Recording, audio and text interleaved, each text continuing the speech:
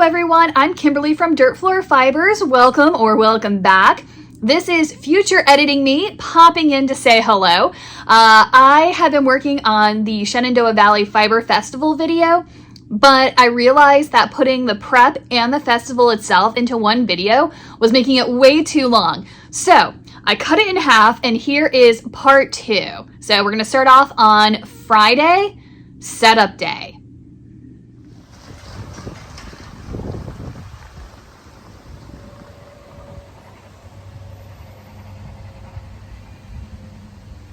As you can see, I am racing the storm here a bit. You can see how the clouds are moving and how windy it is. This was the weekend that we were having the rest of that big first hurricane of the season move through, and the ground was super saturated. Not as bad as it's been when it was like actively hurricaning like it was last year, but you can still see that I'm in an open sided barn. So you do have to watch out for the wind and rain a little bit, but check out some of the booths before I get to my spot.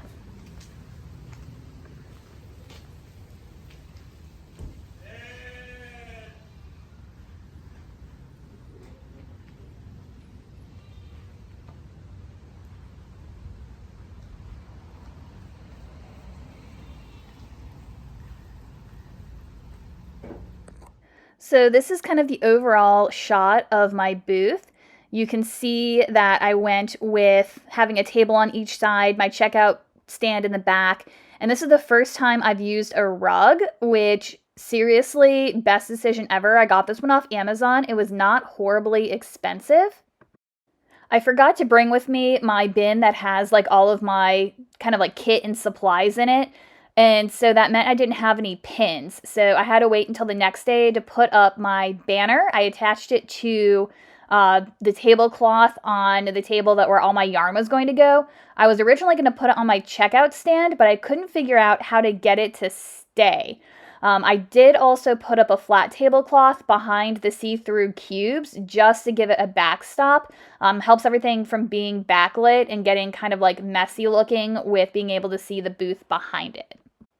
And this is just a better view of the other corner of my booth. My checkout stand is along the back, and then I had a table for like finished product, and then I was going to put all of my plushies on the folding shelf that you see. Just to make sure that shelf didn't blow over, because God forbid it hit the booth on the other side, I went ahead and put a 22-pound tent weight on the bottom, and that just helped make everything really nice and sturdy, especially on the uneven dirt floor. And then I can't remember if it was Crochet Vision that I got this tip from or if it was somebody else, but I got some bungee cords and I put a bungee cord along the back of the shelf just to help give a backstop to plushies to help them from like falling off the back and to help them stand up a little bit better. And this is also the first show where I'm using a lighting system. So these are just like cheapo LED lights I got off of Amazon. I'll see if I can link them below, along with some of my other stuff off of Amazon that you see in the booth setup. But I attached this to a Jackery, and the Jackery gave me just enough juice to power this light from, I think it was like 10 o'clock when I turned it on until 5 o'clock when I turned it off, and I think I had something like 9% battery life left at the end of the day. Super helpful, but I think at the next festival, I'm going to see if I can make the back of the cube system a little bit higher because the light was a little bit blinding down that low. All right, guys, it is about 6:45 on Friday. I'm up here in Berryville. Oh my gosh, I look insane. Yeah, it's a thing. Look, there's even hair. Okay, so there's definitely the storm that was in Florida has definitely kind of like hit this area now. I'll put in a clip of like what the trees are doing. It is super like windy and overcast, and I feel like I finished up just in time, at least with my stuff for tonight. I made a little boo-boo. This is the second time it's happened, and I don't know why I don't learn, but my 6-foot table fits perfectly in the back of my car, so I always keep the back seat down because I have the hay and the feed and all that stuff in there, so it's always down. But once you get like below the seat, right, there's like a little dip that goes like into like the back part of the SUV, And so I always keep my 6-foot table back there because it fits perfectly and it levels it out. So it's so much easier to get like hay in and out. It's so much easier to put like my buckets of water on top of it, because then I have like a flat, hard surface that I can like, you know, slide back and forth really easily. It's, you know, if I spill anything, in theory, I can wipe it up. So I really, really like it. However, sometimes what happens is I get like hay and corn and pellet and whatever that falls and like gets trapped underneath the table. And then I don't notice it if it gets wet from like the rain when I open the back, or if like one of the buckets of water sloshes over, and then you get the water mixing with the corn and the hay underneath the table and it like ferments. And my table was disgusting. So fortunately I did have a tablecloth. I did bring some wet paper towel because I knew I'd have to like wipe it off a little bit. And then I always have like a stack of fast food paper towels. Oh my gosh, I just made a mess even worse. But I always have like my stack of fast food paper towels in the car just to make sure I can, oh my gosh, mess. Just in case I ever need them. And so between the wet paper towel that I brought and my napkins, I was able to kind of clean it off. And then I put the tablecloth over it and you can't tell and it looks fine.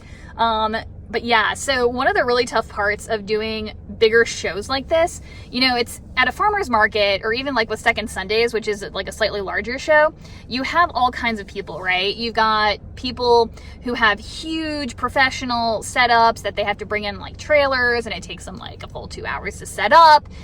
And then you have other people who basically have like a card table with, you know, a dollar store, you know, tablecloth on top. Everybody's just trying their best. It's really great community and whatever. But when you come to the shows like this, you know, whenever you do any sort of like craft fair, festival, markets, you can't compare yourself to other people. You can only compare yourself to your own progress. You can only do what you can do with the resources and the time that you have. It's really hard when all the people around you have more stuff on one shelf than you have in your entire display, and they have 5-10 shelves filled with stuff. But one of the things I always try to remind myself is that all of my stuff is hand dyed, hand produced, things like that. And some of these folks, either you know, it's their full-time job.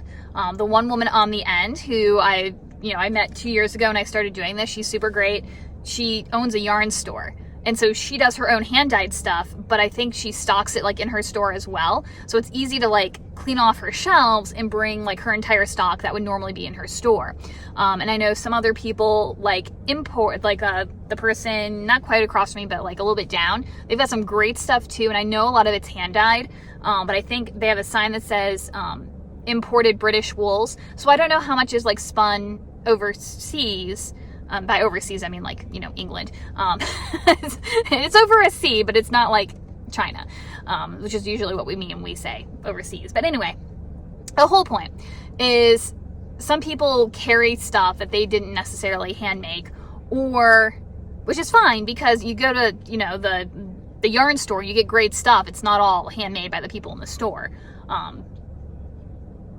They're selling at retail. That's what makes sense. Like, I'm losing my train of thought. I'm so tired at this point.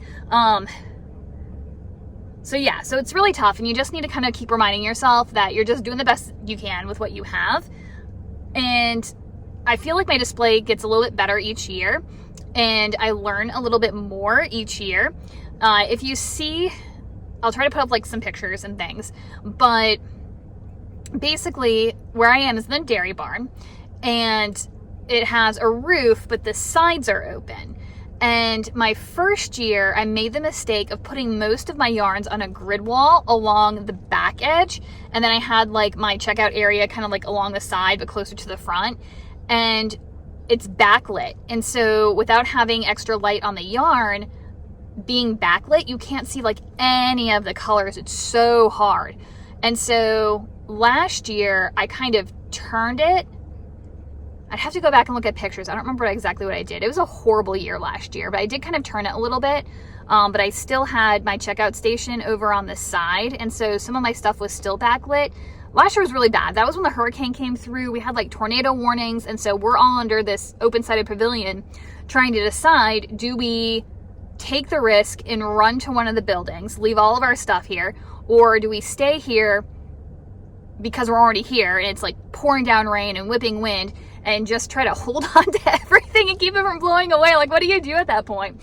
And like, I can't remember if it was like a payroll Sunday or something, a payroll weekend, but I was working the entire time, and like, I was really crabby, and like, I wasn't happy with the amount of stuff I brought. Like, it was probably better than this year. I think my showing is even worse this year. I get worse every year I do this show. But it's fine. We're going to get there. And so I made back what I paid to be here, but I did not make a ton of money last year, and I'm just in a foul mood. I don't think I was like paying attention to people the way I should have. But this year I kind of flipped it. So my back is to the backlit area. You can see, like, as you walk up the aisle, what you see is that 6-foot table with the cubbies that I put on top. Those are a pain to put together, by the way. I'm gonna have to like practice with them.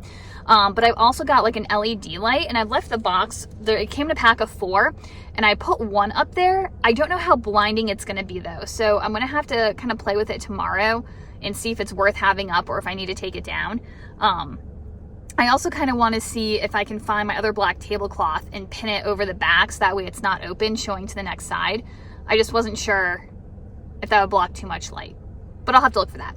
And then I'm going to I got a new banner. I'm going to pin it to that tablecloth because the idea that I had didn't work. I got command hooks, and I was going to put command hooks on the front of my, I wonder if I can flip it and put it, no, I think it'll blow around. But the command hooks were too like tall. I mean, they were the smallest ones I could find, but the way the grooves were on the table on my like checkout stand, it wouldn't stick. Like, there wasn't enough surface, it like stuck out. And then I tried bungee cording it, and that didn't work. So I think I'm gonna try just pinning it to my new tablecloths and see if that works. Well, we'll make it work. It doesn't really matter. And then I put my checkout stand, like I said, with my back to the backlit area. And then on the other side, I put the 4-foot table. I was hoping to actually make my cubbies on top of that, but the 4 cubbies across didn't quite fit, and I wasn't sure if the 3 cubbies across would be like too crowded. I don't know. And then I put my shelf out, my little folding shelf, and then I took bungee cords and bungee corded the back, so that way if I have like my bigger plushies, they won't fall through, and they can use that as like the little backstop. So I really liked that. And then I did put one of my tent weights, so I think that's like 22 pounds, on the bottom rack just to keep it from blowing over in all this wind, or if like somebody takes something off the shelf. And so I don't know if I'll actually need all that space, but it's there. I can always put it back in my car if I don't like it tomorrow morning. So, all right, we have to drive home, and it's like a 3-hour drive. I'll probably stop and get food on the way home too. So, all right. Yeah, I don't know what we're gonna do at this point. There's too much stuff to do. So we'll figure it out. Oh my goodness, guys. I am so tired and so sore. Like, my shoulder hurts and my feet hurt, and I'm falling apart, guys. So it is just after 10:30. I like literally just walked in the door, walked right upstairs because I have a sweatshirt up here that I want to put in the wash. Not that I'm gonna be able to wear it tomorrow because it's supposed to be like a high of 80, but it's a high of 72 on Sunday. So we're getting toward the fall weather, right? So we are out of time to do stuff tonight, guys. We are just plain out of time. So I would normally, and it's probably a better idea if I were to like push through and just like finish getting as much stuff done as possible. But at the same time, I also want to make sure I go to sleep because it's a 3-hour drive there and back. And I always think about like just camping up there or like staying in a hotel, but like I don't want to pay for a hotel, and camping's only $30, but it like storms every year and I don't have like a camper, so it would literally be me in a tent like floating away. So that does not seem ideal. So I do want to get at least a few hours of sleep. So I think what I'm going to do is throw in a load of laundry, and then go to sleep for a little while, and then get up at like 2 or probably 3, just because I can't envision myself getting up at 2. At that point, I'll have to put my stuff in the dryer, take a shower. I need to start twisting and getting all of my yarn packed up. And then even if I don't finish labeling it all, I can cut and grab my tags and label when I get there. I have to make sure I plug in and charge everything. So that's my square. I just got a Jackery from Amazon. That'll be for my LED light. So that needs at least 2 hours to charge. And then I think I have somewhere some like a phone banks charger. I don't know what to call it. But a portable charger for your cell phone. I think I have a couple of those I bought a while ago. So I'm gonna see if I can find those and charge those up. And then I want to gather my plushies. So I've got some turtles that I finished. I have a cat that I finished. Like a few things from the Cameron's Cute Creations market prep challenge. I was like, I just did this. What was this? And then get together like my knitting bag and stuff like that. So I've got a lot of stuff to do. I would like to leave by 5 because that would put me there at 8. And then that would give me an hour. 'Cause you should really be set up by 9. Your car has to be out of the area by 8:30. That shouldn't be an issue. But then you're really supposed to be set up by 9. And then the thing officially starts at 10. But oh, I'm so itchy. Do I have like, I think I'm like broken out into hives or something. I'm like so itchy. They have like classes and stuff starting at 9, so there are gonna be people like walking around. So anyway, the point is we need to get some sleep and then get as much done as possible before 5 so we can leave and get there by like 8:30. So all right, let's do it. All right, so my short nap last night turned into a full night's sleep after I totally hit my snooze button like all night long and got up super late.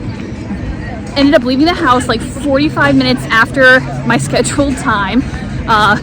And that's including not getting any of the things done that I was supposed to. So it's now 9 o'clock and I'm here back at the festival. I missed being able to pull my car up to the barn, so I had to park behind it and then I dragged all of my stuff in, which took actually not that long, but it was super annoying. So now I'm like waffling between panic because absolutely nothing is done and going, c'est la vie. So we'll see what happens, but I have an hour until the gates officially open. We'll see what we can get out on the shelf.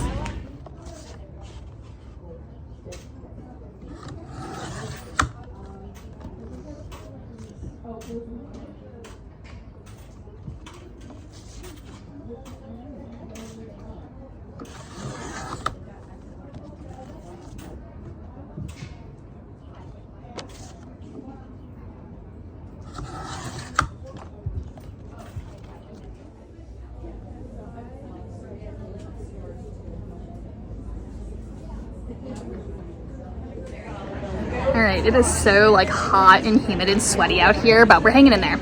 It's 3:20 and I finally had a little bit of a lull to go and grab some food. Very sad, grilled cheese guy sold out, so I'm going to him at like 10 o'clock tomorrow morning for a grilled cheese. Lemonade people were out of lemonade. And then I went over to barbecue people who were out of chicken, but I got the North Carolina barbecue. But they were out of coleslaw, so I decided to get it anyway. And the same guy who is touching the food with his bare hands is also handling the money. So I'm pretty sure I'm gonna get food poisoning. So wish me luck, guys, because it's a 3-hour drive home.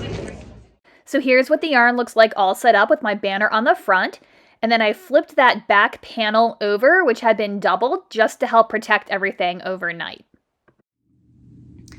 All right, guys, so it is Monday, as in the Monday right after the festival, as in I actually am doing the recap right after it happened. When does that ever happen? But I feel like I'm on top of it this morning. I've been leaning over a dye pot on the stove all morning because I'm trying to now not only finish up what I didn't get dyed like before the festival, but also I need to replace the stuff that I did sell during it. So it's kind of like a double whammy that I'm trying to get through. So we just have Monday, Tuesday, and Wednesday to get as much done as possible. So that way everything can dry Thursday and Friday for the next festival on Saturday. So what we have next coming up is the Montpelier Fall Fiber Festival. Somebody said something about the dog trials being moved to a different day. So I guess they're not doing the dog trials the same day as the festival. I don't know. That'll be sad. I like watching the dogs. But anyway, so recap from Sunday. Okay, so let's start in the morning. So I was able to sleep in a little bit later, kind of, sort of. I think I left the house at like 4:30, maybe 5 o'clock. Maybe it was 5 o'clock when I left. But Saturday night, so back up. I had given the sheep enough food and water to get them through Friday and Saturday, because my plan was to be able to go and give them more food and water Saturday night to get them through Sunday. But because of my late start on Saturday, I didn't have water in my car. And so by the time I got home, I was like, it is dark, it is late, the sheep are bedding down, there is no way they're gonna be happy with me. Actually, they're always happy with me if they get food. But they're not gonna be happy if I go and wake them up tonight. And I was really tired, so I was like, I don't want to go tramping around the woods at, dark 30 at night. So I waited until the morning, and I got up early, went and fed the sheep. I think I got there again like 5:30-ish, somewhere in there. And they were happy, they got their food, they got their water, blah, blah, blah. Number one, giant spiders like to build their webs across the path. And so you have to walk down the pathway with like a flashlight up by your eyes so you can like see where you're going so you don't walk through any of the giant webs. I lucked out with that. But I got back in my car and I'm sitting there in the dark getting everything in my GPS, and all of a sudden a bug, I see something like flying around my car, but I'm not really paying attention. I think it's like a moth or something, so I don't really pay attention. And all of a sudden it hits me in the face. And this is like a solid something. I don't know what it is, but it's not a moth. It was not like a light brushing of wings. It was like, and I'm like, oh my God, what is that? So I can't find it. And I'm like, okay, never mind. It's somewhere in the car, but I'm not going to worry about it. So I'm continuing on my phone. And all of a sudden it hits me in the face again. It's like a cricket. I guess it must be a cricket, not a grasshopper. So cricket, giant cricket in the car, and it's hopping around and it's not happy. I can't get it out of the car. And so I had to drive a 3-hour drive with this wild cricket that just every once in a while would spring out of nowhere and like hit me in the face, sit on my legs, sit on the steering wheel, sit on the dashboard. I tried to like get him out the window. He wouldn't. Anyways, that was a nightmare. It was kind of funny in hindsight, and nobody crashed and died, so we were good. The weather was much nicer. The temperature dropped, but it was still super muggy, and so it was like this weird combination of being cold but sweaty at the same time. It was pretty gross. It stayed pretty overcast. But overall, at least it wasn't raining and at least it wasn't super hot. And I'll get to my purchases because the weather influenced part of my purchases that day. It was Sunday, so a lot slower. It's always a lot slower. But this seemed like extra slow, so I did not make a ton on Sunday. But still, people were nice, and it was nice to kind of just sit there and hang out and have a slow day. And I got my grilled cheese. Oh my gosh, I am so excited. So I think I think they realized all the vendors were upset that they didn't get their grilled cheese sandwiches on Saturday, because on Saturday the grilled cheese truck was not open like right at 10 o'clock when everyone went to go get like late breakfast, early lunch sort of thing.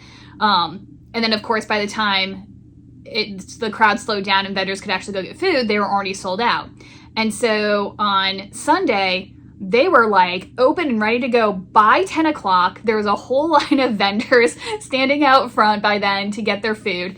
And so they were cranking out grilled cheese the best they could. Oh my gosh. Okay, so food truck food is always like way overpriced. And back in the day, it used to be like cheap grab and go food, and now it's like gourmet and expensive. Or in the case of my weird barbecue, my money hand barbecue from Saturday. I didn't get sick though, so that was fine.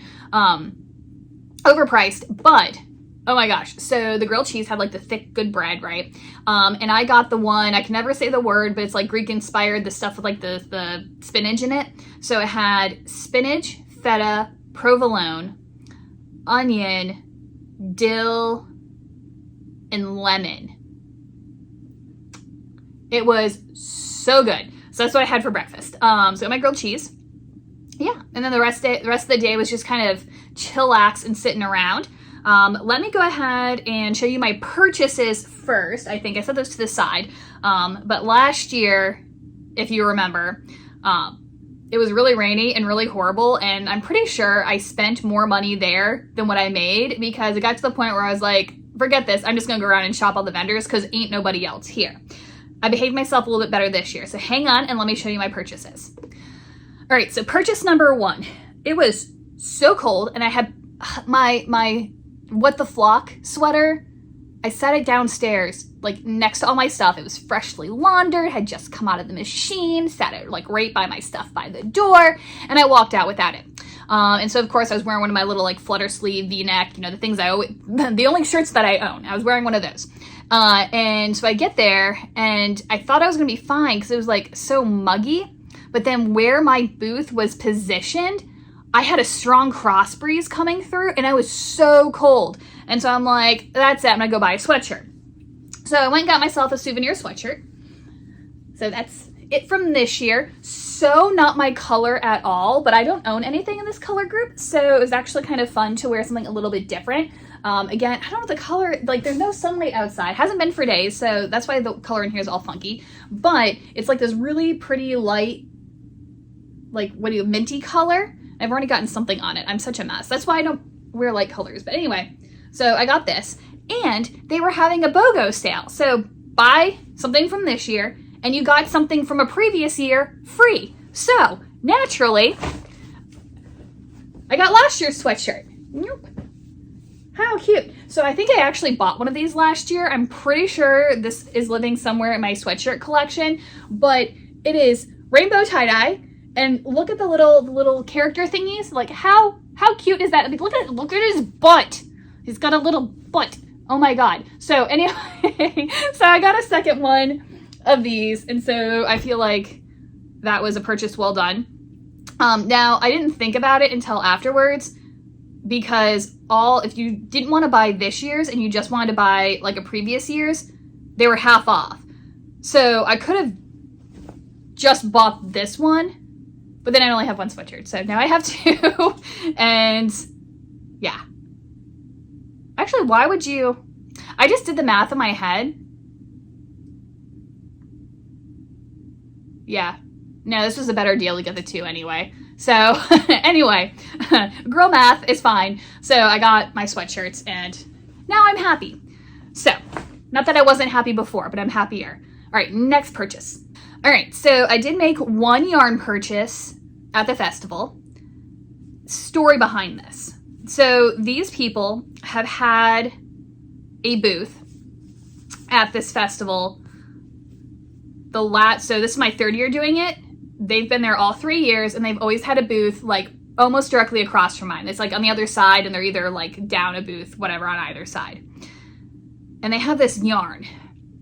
And I don't know what it is, because in the skein, it's not particularly nice. Like, it's just yarn. I'll show it to you. And it looks like this. So it's Aisling Yarns, AISLING Yarns, and they got a website. Okay, so that's what that looks like. And it's just a natural color, okay? They have it in a couple different weights, couple different kind of combinations, and it's just yarn, okay? It doesn't, there's nothing special about this, okay?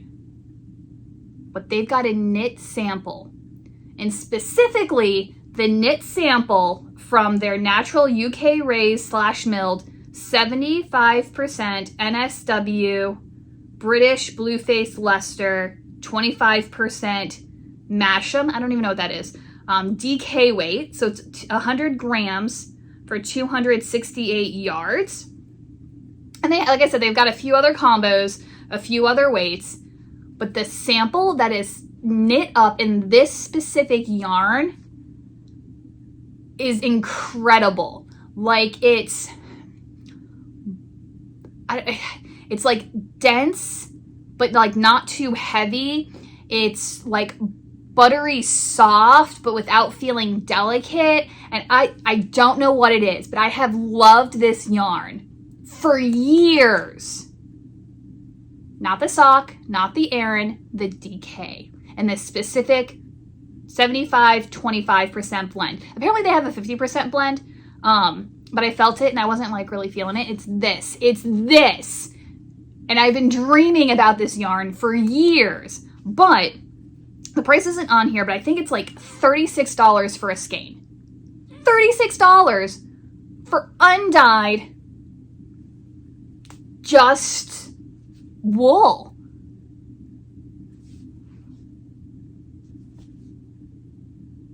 But I had to have it. But I needed a project, so I didn't know, like, I don't want to buy one and then not have enough of a project, but I don't want to buy a sweater's quantity because it's like $36 a skein. So I finally found a shawl walking around. Oh, and I've also seen them at Maryland Sheep and Wool for 2 years. I wanted it every time I stop and I pet it. Anyway, so I was walking around and there's this other booth. I can't remember their name. I always see them at the Montpelier one too. That's actually where I've seen them there too. So I always see these people at the Montpelier one and at, where did I go yesterday? The one in Berryville, the Shenandoah Valley. And their yarns are okay. They're not really my cup of tea. They're pretty, but they're not really my color. They're not really my style, whatever. They've got a beautiful display. I'll have to see if I can get a picture of their display when I see them this weekend, if they're going to be there. They're just this huge wooden racks. I mean, the display looks gorgeous. And they have all of these samples. So many sample shawls, and they're so pretty.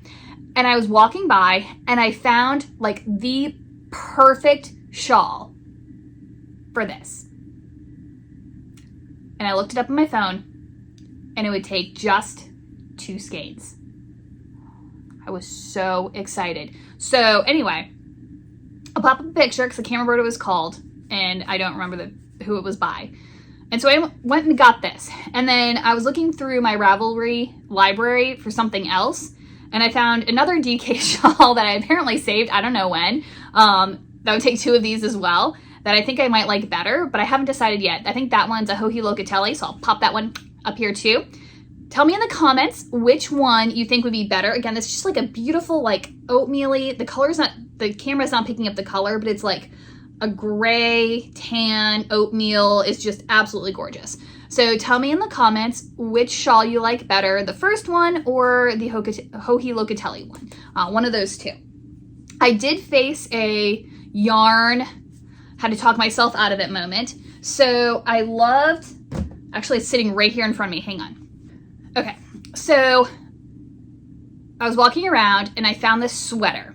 And again, I can't remember off the top of my head. It's on my phone, which I'm recording on, so I can't look it up right now, but I'll pop up a picture. But it was a sweater from, again, Hohi Locatelli. I don't know why I'm so, like, I don't know, her stuff just speaks to me. It's just, I don't know, it's completely my style. I love her stuff. And this person had knitted up in their yarn. And it's like superhero yarn or something. I'll see if I took a picture of it. If I can pop it up, I'll tell you what company it was from. But again, it was like this really, like, dense but smooth, and it was the yarn is barber poled, and so it has 2 colors. It has the main color, and then it's kind of like oh gosh, what is that yarn that's super expensive but everybody loves to use it and stuff? It's oh my gosh, the night shift. Everybody does their night shift out of this. Andrea Mowry always uses it for the color shifting.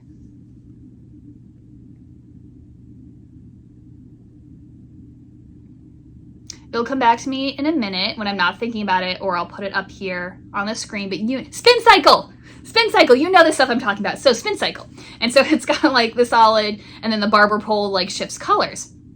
And again, it was like this really, like, apparently this is the type of yarn that I like, and so that's what I dye up to, but like the really like dense but smooth and slick, like, I don't know, it was just absolutely gorgeous. I loved it, and I realized later as I was like petting all the stuff what it reminded me of. And it reminded me of, that's upside down, it reminded me of this Yin Yang yarn by Loop Fiber Studio. So remember, I got a whole sweaters quantity of this at Maryland Sheep and Wool this year, and I swear they've got to have it milled at the same place because it feels identical and it's the same style, except that they barber pole 2 of the same colors together, and this other one is barber poling a shifting yarn with the solid. So it reminded me so much of this one, which you already know I love this. I haven't used it yet, but I love the way this feels, and I cannot wait to have a sweater out of it. And I almost got a sweaters quantity for this particular sweater, I think you needed 6 skeins, if I'm not mistaken. 5, 6, whatever, for the size that they made. And I almost got it, but I walked by again and I like re-noticed that like the color shifting wasn't random, it was in stripes. And so while like from far away, the sweater looked one color with like these skinny like secondary color stripes, when you look up close, the main color is in like blocked stripes as well. And I just decided I didn't like it. So that one was a little bit easier to walk away from. The yarn was still pretty. I think that yarn, you could make a sweater out of it and it would totally be your style. The feel of it is great. A shawl out of it would be great, especially if you're like alternating with another color. But I did walk away from that. So very proud of myself. And then my other purchase, let me grab that one. Okay, so my last purchase was also from Aisling Yarns. This is their cute little logo, came in a logo bag. The bag was not this crinkled, but it got like stuffed in my tote bag last night and so it crinkled up, but super cute. And they have like some fiber tools that they sell, and they're also a dealer for the collage knitting needles and crochet hooks, which are the square ones, which are supposed to be a little more ergonomic. I almost got myself a crochet hook, but it has a wood handle and the wood was not super smooth and I just felt like my hands weren't gonna like it. So I didn't go for that. But what I did get, because I've been dying to get one, is the little traveler thingy where you can like loop it around your wrist and you put your cake of yarn on here. I don't have any yarn caked up right now. But how theirs works is, he explained it to me yesterday. So this part pops off if you need to, and it's got like a little tiny, you're not gonna be able to see this, a little tiny like Allen wrench hole right there in the middle. And they give you a little teeny tiny Allen wrench. Oh my gosh. It's inside of its own bag. And then the only part that can like fall off is like this little end cap that goes on here. And they've never had somebody say it's actually fallen off, but they give you an extra one just in case. And then they also give you a little hanging strap. There's instructions on how to use it, but the hanging strap's not my favorite. I actually have some other, well, there's no hook, so I might have to use this one. Basically has 3 beads on it because these 2 bottom ones, you can adjust like how far down you want this guy to hang. So like if you want it down further, you just like slip the 2 cords over and then you tighten the beads and then now it's like this long. But if you need it shorter, you just shift those 2 beads up. Ooh.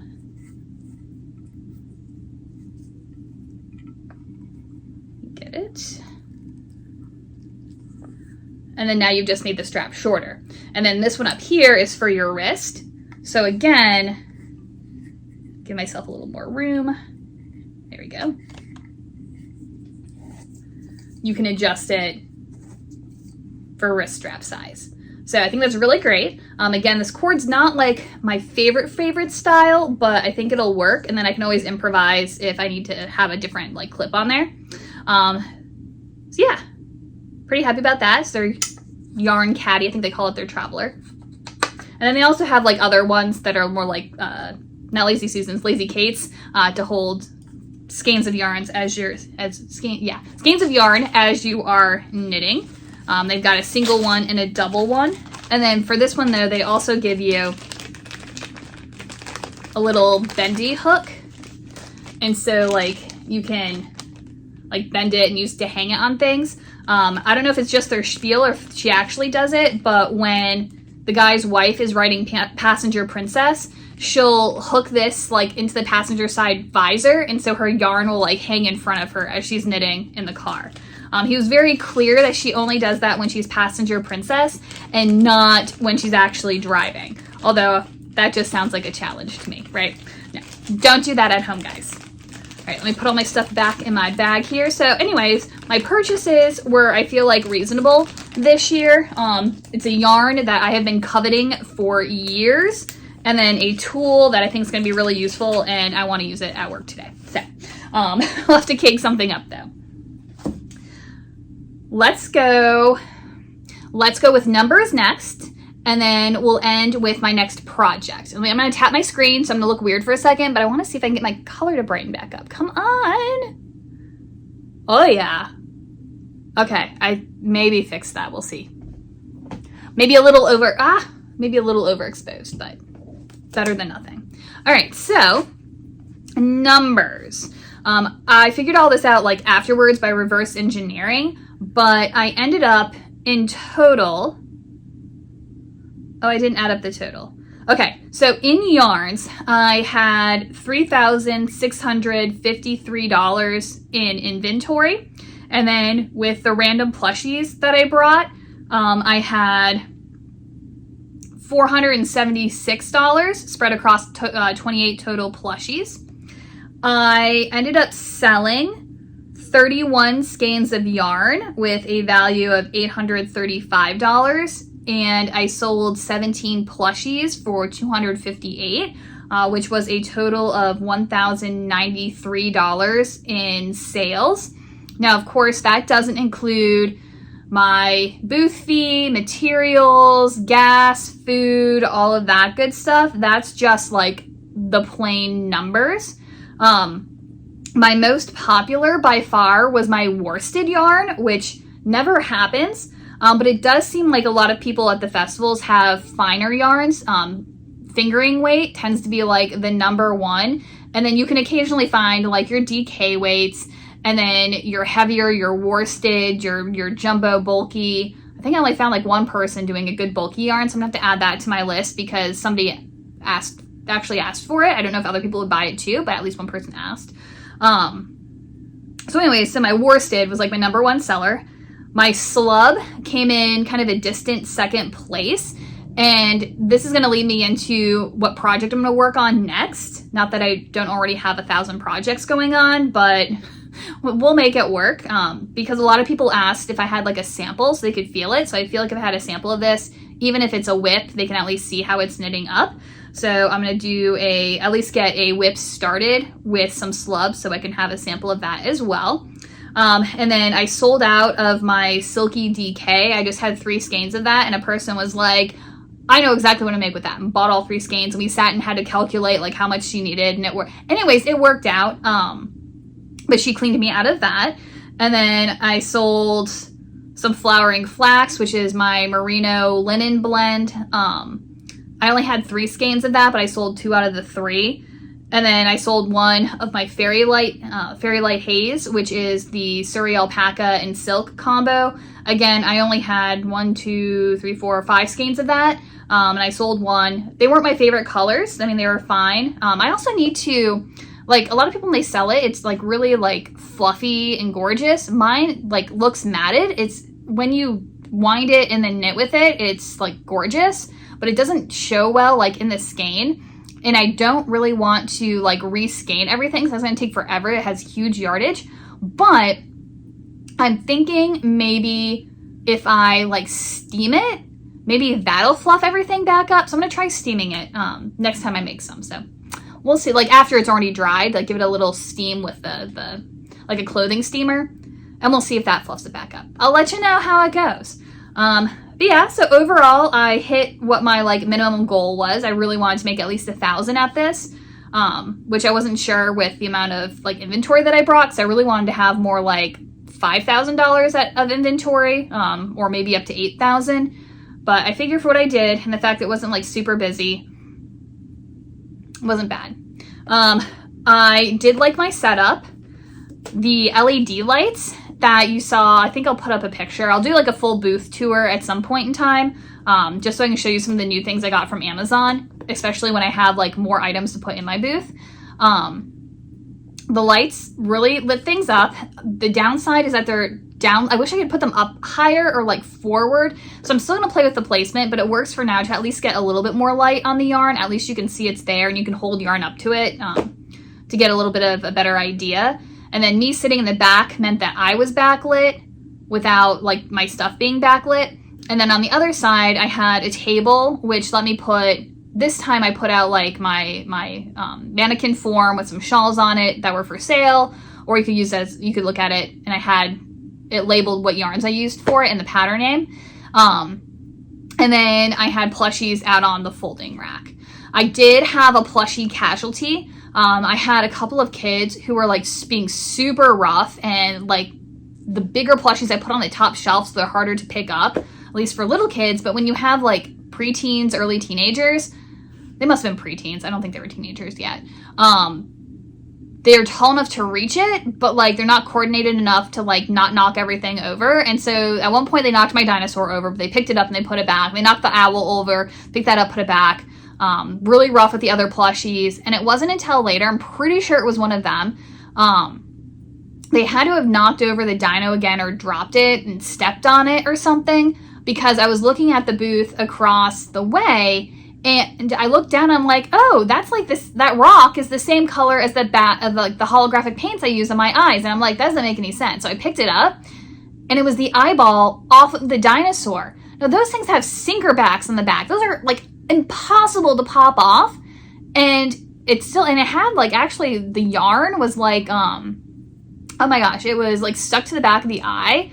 So, I mean, like, they, like, ripped this thing out. I don't know if they, like, dropped it and stepped on it and that's, like, what popped the back out, or if they, like, got in there and, like, wanted the eye. Like, I don't know how this happened, but my dinosaur was all dirty and missing an eye. So I managed to get him brushed off, and I think he's clean. I have to double check him now that I have, like, better daylight. But there's no way to get the eye back in. There is no way to get the eye back in this thing. So what I'm going to do is make him an eye patch and sew the eye patch on. And somebody might want to buy them. But I'm going to make him a little neck sign that says, I lost my eye in a fight and now I'm on sale. Please be gentle with the rest of my friends. And so if somebody wants to buy them, that's great. It'll look cute with the little eye patch on them. But if not, it's at least a warning sign of, like, these are not your items. Like, don't play with them like you would play with them at home if you haven't bought it yet. So I might have to put out like a little sign of like, you break it, you bought it sort of thing. Or like when kids come up and start grabbing things, be like, oh, hey guys, you know, take a look around, use your eyes, not your hands. You know, if you want to pick up something up and squish it, you know, go get mom and dad and have, you know, one of them with you. I don't know. I'm gonna have to figure it out. But kids are just like rougher and rougher on stuff. Not everyone. Some kids are like super great. And actually most of the kids are super great. You just get a few who are like, just want to grab everything and they don't have the coordination to hold on to it. So it's all over the ground. That's why it was so great having the rug this time. Although somebody did point out the irony of my name is Dirt Floor Fibers, and instead of embracing the dirt floor, I put a rug on it. So that was kind of funny. Other people were laughing at it too, but they're like, but you know how to work with a dirt floor. You put a rug down. So anyway, so that was fun. So overall, the festival was great. Really enjoyed myself. I had a lovely time. I made what I needed to. I sold so many plushies. I didn't think they were going to sell. I just put them out to like take up room. And I did sell one pair of eyes. I was just chatting with someone and the girl really wanted the snake. And the mom's like, I can make you that at home. You know, it's like not a problem. And she's like, but the eyes are so cute. I'm like, I can sell you a pair of eyes. And so I sold her a pair of eyes for $2. If you're watching this, if I gave you the wrong size eye backs, send me an email and I'll send you the right ones. I've been having like nightmares over this. I could figure it out if I got out the packages and I counted. So I'd be able to know if I gave her the right backs or not. But like in the back of my mind, it's bugging me. I don't know if I gave her the right size backs. So anyway, if I sold you safety eyes at the Shenandoah Valley Fiber Festival and the backs don't fit the eyes, send me an email and I will send you the correct backs in the mail. So yeah. All right, hang on. This is slightly future me coming back in to interrupt this regularly scheduled vlog. Because I forgot to tell you by the end what my next project was going to be. So I'm going to jump in and insert it here. So if you were on my Instagram yesterday, I put up a poll. Whoops. I'm throwing stuff. Got it back. I put up a poll as to what color combination my next project should be. The crumble and the beneath the ice, or the beneath the ice and the La Toilette. And as of the last time I checked, crumble had won, and I'm leaning toward this one. This is the one that I kind of liked a little bit better, but I wasn't sure. So I'm going to be doing the Painted Pebbles shawl, which is just a like 2 skein. You need one of the like slub yarn. You could probably use like a thick and thin linen, just something with some texture to it. And then something really smooth, you could probably even do, if you wanted it to be light and airy, do like a Surrey alpaca. I'm gonna do the hint of silk, which is silk and merino. So it's like super shiny and smooth. So kind of like the opposite of this. And it's just a basic small striped shawl. And so I think it'll knit up pretty quick, but it'll be able to kind of show the contrast between the different types of yarn, how you can use them, and also act as a sample of how this knits up. But I couldn't get the blue out of my mind. And even though I've used this for stockings before, and I really like the color, I still wanted to like have another sample of it. And so I found a cowl that's called the Butternut Slub Cowl. And they also have a matching hat, and it's crochet, because I've had people ask me if they can crochet with this. And I'm like, I probably wouldn't crochet with it. You know, it's like, in theory, you can crochet with anything, right? But it's like extra thin. It's like wavy, and it's got the slubbies, and I'm like, I don't know. Like, I'm sure you could, but it sounds like it'd be tricky. But it's specifically the Butternut Slub Cowl uses a slub yarn, and it's crocheted. And I don't have any crochet samples. But what they do is they hold a slub together with a fingering weight, and then you get like a marled look. And so it's like both bumpy and smooth and marled at the same time. And so I'm going to use Let It Go and the La Toilette together to make a Butternut Slub Cowl. So I'm excited to do that one as well. I think I want to cast on with the other one first, but then I can work this up together. And it's just a crochet cowl, so it should be pretty easy and work up fast. So yeah, so those are gonna be my next two projects. Stay tuned for updates on those. Yeah, so we got lots of work to do over the next few days to get ready for this weekend, and hopefully it'll be just as great. So I'll see you in the next video, guys. Bye.